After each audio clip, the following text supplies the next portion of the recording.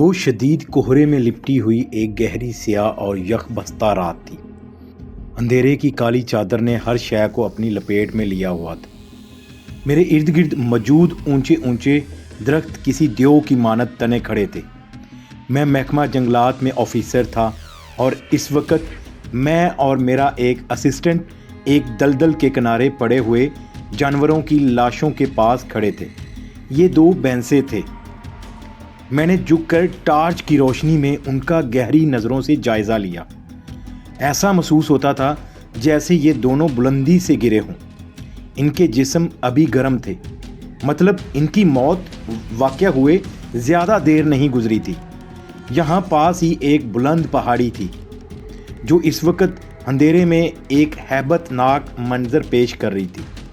ان دونوں کی موت بلندی سے گرنے کی وجہ سے ہوئی، لیکن میری سمجھ میں یہ نہیں آ رہا رات کے اس وقت یہ چٹان پر کیا کر رہے تھے اور پھر دونوں بیک وقت کیسے گر گئے۔ میں نے الجھے ہوئے لہجے میں کہا، سر جی، میں تو آپ سے پہلے دن ہی کہہ رہا تھا، یہ جنگل ایک بید ہے، ایک اسرار ہے، ایک ایسا بید جو آج تک کسی پر نہیں کھل سکا۔ میرے اسسٹنٹ کے چہرے پر ہوائیاں اڑ رہی تھیں۔ ابھی اس کی بات پوری ہی ہوئی تھی کہ پاس موجود درخت کا تنا اتنی زور سے 2-3 بار ہلا جیسے کسی طاقتور دیو نے اسے پوری قوت سے ہلایا ہو۔ میں نے اپنا سروس ریوالور نکال لیا تھا۔ اس کے بعد کچھ دیر تک وحشت ناک سناٹا چھایا رہا، اتنا سناٹا کہ اگر اس وقت ایک پن بھی گرتی تو اس کی آواز بھی واضح طور پر سنائی دیتی۔ میں اور میرا اسسٹنٹ دونوں ہی اپنی جگہ پر ساکت کھڑے تھے۔ کافی دیر یوں ہی گزر گئی۔ میں اور میرا اسسٹنٹ وہاں سے واپس آ گئے۔ صبح ہم نے وہ لاشیں وہاں سے اٹھوا لی تھیں۔ ابھی ہم ان بھینسوں کی پراسرار موت کے بارے میں اندازہ ہی لگا رہے تھے کہ اگلے دن عین اسی جگہ مزید کچھ جانوروں کی لاشیں پائی گئیں۔ یہ لاشیں گشت پر مامور ایک سپاہی نے دریافت کی تھیں، اور حیرت کی بات یہ تھی کہ ان کی موت بھی بالکل اسی انداز میں ہوئی تھی، یعنی چٹان پر سے گرنے سے، اور ٹائم بھی تقریباً وہی تھا، جو ایک بالکل ہی انہونی سی اور عقل سے ماورا بات تھی۔ سر جی، میرے ذہن میں ایک خیال گردش کر رہا ہے۔ اس کی آواز دور سے آتی ہوئی محسوس ہوئی۔ وہ کیا؟ میں نے سوالیہ نظروں سے اس کی طرف دیکھا۔ سر جی، میرا خیال ہے جانور خودکشیاں کر رہے ہیں۔ میں اس کی بات سن کر بے اختیار چونک اٹھا۔ وہ اپنی بات کہہ کر اٹھ کر چلا گیا، لیکن اس کی یہ بات مجھے بہت کچھ سوچنے پر مجبور کر گئی۔ جانوروں کی پراسرار ہلاکتیں جاری تھیں، اور آنے والے چند دنوں میں ہمیں اسی جگہ سے مزید جانوروں کی لاشیں اٹھانی پڑیں۔ یہ بات چھپی نہ رہ سکی اور ایک رپورٹر نے مقامی اخبار میں اس بارے میں چھاپ دیا۔ اس کے بعد مجھے حکام کی طرف سے اس معاملے کو جلد از جلد چھان بین کرنے کا کہا گیا تھا۔ سر جی، مجھے تو بہت ڈر لگ رہا ہے، میرے اسسٹنٹ نے کہا۔ اس وقت ہم اسی چٹان کے ایک بڑے سے پتھر کے پیچھے چھپے ہوئے تھے۔ یہ ٹھیک وہی وقت تھا جس وقت اس چٹان سے گر کر جانوروں کی اموات واقع ہو جاتی تھی، اور آج میں نے طے کر لیا تھا کہ اس معاملے کو منطقی انجام تک پہنچانا ہے۔ ہم پوری رات سردی میں ٹھٹھرتے ہوئے پتھر کے پیچھے چھپے رہے، لیکن اس رات کوئی واقعہ پیش نہ آیا۔ اگلے چند روز تک ہمارا یہی معمول رہا۔ ہم رات پھیلتے ہی اس چٹان پر کہیں چھپ جاتے، لیکن کوئی قابل ذکر واقعہ پیش نہ آیا۔ یہ واقعات بند ہونے کے بعد میں نے بھی سکھ کا سانس لیا، لیکن میرا یہ اطمینان زیادہ دیر تک قائم نہ رہ سکا۔ گشت پر مامور ایک سپاہی نے واکی ٹاکی پر ایک بار پھر وہی زہرنما خبر میرے کان میں انڈیل دی۔ زہرنما اس لیے کہ اب مجھے یہ خبریں زہر ہی لگنے لگی تھیں۔ میرے ذہن میں ہر وقت جانوروں کی پراسرار انداز میں واقع ہونے والی اموات گھومتی رہتی تھی۔ اس رات میں دیر تک نوافل ادا کرتا رہا۔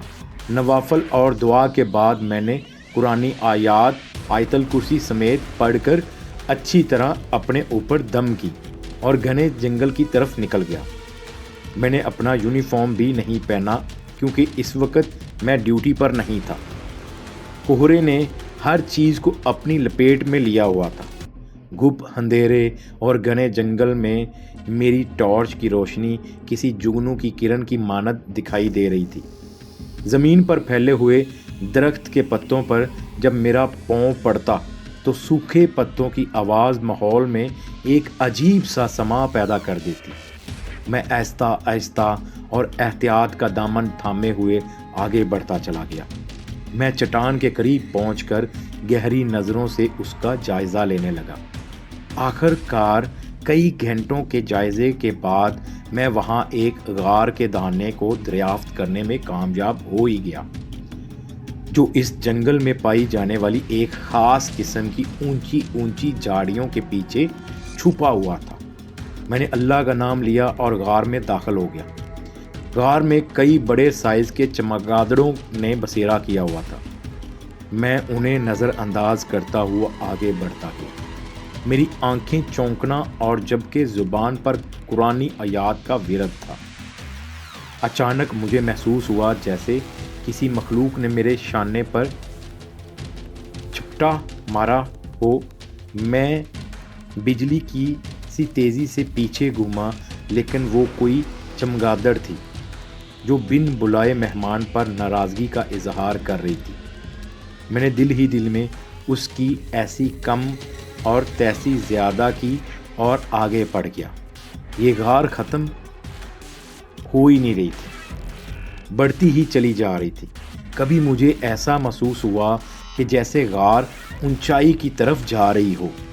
آخر کار ایک جگہ جا کر غار کا بظاہر اختتام ہو گیا۔ دہانے پر ویسی ہی گھاس نما جھاڑیاں تھیں جیسی شروعاتی دہانے پر تھی۔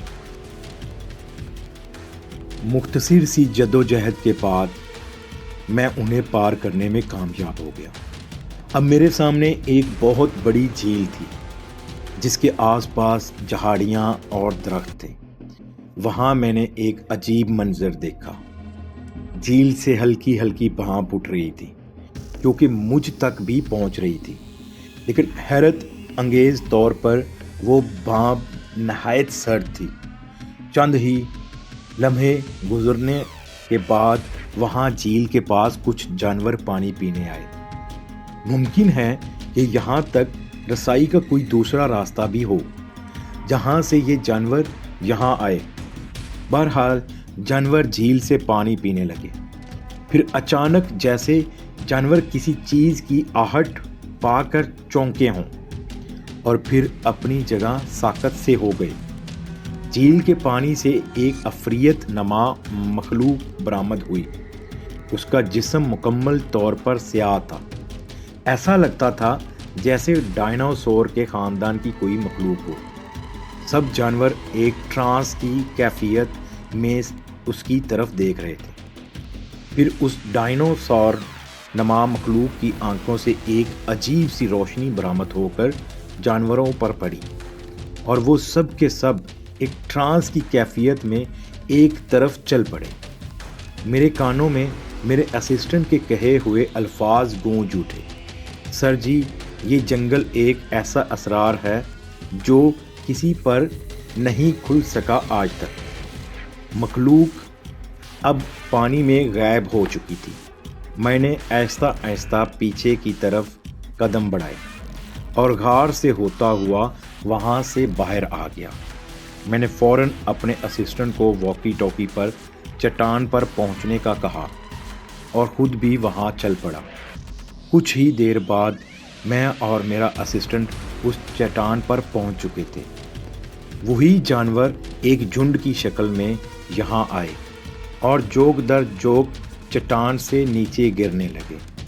سادہ الفاظ میں وہ سب خودکشی کر رہے تھے۔ میں اور میرا اسسٹنٹ چاہنے کے باوجود کچھ نہ کر پائے۔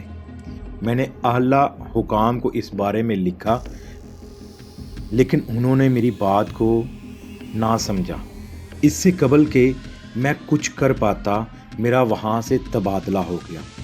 वो मखलूक क्या थी और जानवरों को खुदकुशी पर क्यों और कैसे मजबूर कर रही थी, ये एक ऐसा असरार है जो आज भी एक दबीज़ धुंध की लपेट में है। तो नाजरीन, आज की स्टोरी आपको कैसी लगी, इसके बारे में कमेंट सेक्शन में अपनी राय ज़रूर दीजिएगा और मज़ीद इस तरह की स्टोरीज़ के लिए हमारे चैनल को सब्सक्राइब कर लें, बेल का आइकन प्रेस कर लें ताकि आपको हमारी अपकमिंग वीडियोज़ बर वक्त मिल सकें।